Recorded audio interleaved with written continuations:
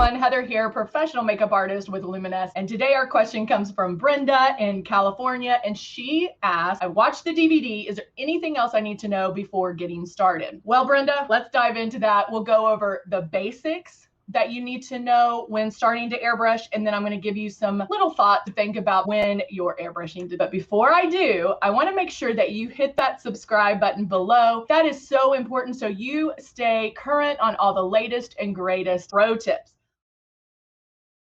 If you are new to airbrush, you've watched the DVD, maybe you've even jumped in on some of our wake up and makeups at 9:30 Central Time and learn and have an idea of what airbrushing is about. You know that you're going to stay about 4 finger widths away, that you're going to keep that stylus moving and barely pull back on the trigger. Those are 3 points that are super important to know before airbrushing. Keep in mind, this is not traditional makeup, so it's not going to go on like traditional makeup. It looks differently than traditional makeup, so you have to remember that when you get started. So now I want to talk to you about feel it, hear it, and see it. The first one, feel it. When you turn on the airbrush, there's going to be air that comes out. Now, what's great about that is the fact you are going to feel it. You're going to feel that air and move the air, move the stylus around your face. Wherever you feel that air is where the makeup's going to go. But no makeup is being released until we pull back on this trigger. So the first step of just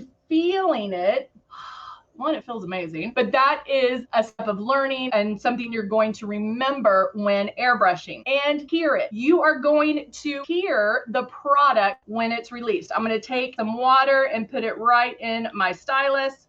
And so there's a difference between hearing the air and then hearing the makeup being released. Of course, this is just water, but you can hear that. So when you are going in and you're airbrushing and you're pulling back on that trigger, you're going to hear that product being released. And then when it's done, you're going to hear that empty sound, that dry well sound like this.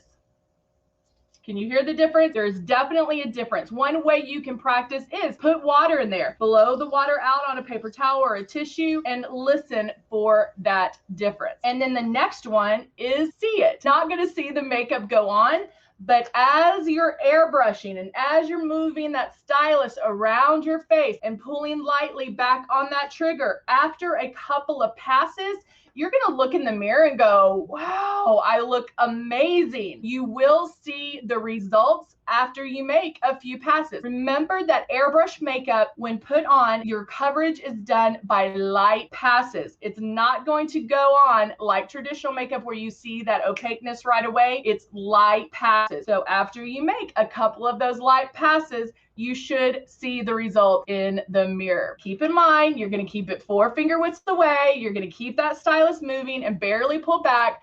But also, you definitely want to feel the coolness on your face, feel the air, and then you'll feel the product being released just a little bit more coolness. And then you definitely are going to hear it. You'll hear the product being released. You'll also hear it when it's out of product. And then see it when you look in the mirror after a few passes and you're like, I got it down now. So I hope that helps give you a few more ideas to think about when airbrushing. We want you to love it just as much as we do. So take your time, have fun with it. It's makeup. If you totally mess up, wash it off. It is a lot of fun. You're going to love it. You're going to be wishing you purchased it a long time ago. You can submit your questions to beautybar@luminousAir.com. That's beautybar@luminousAir.com, and I'll answer your question on the next pro tip. Thank you and have a great day.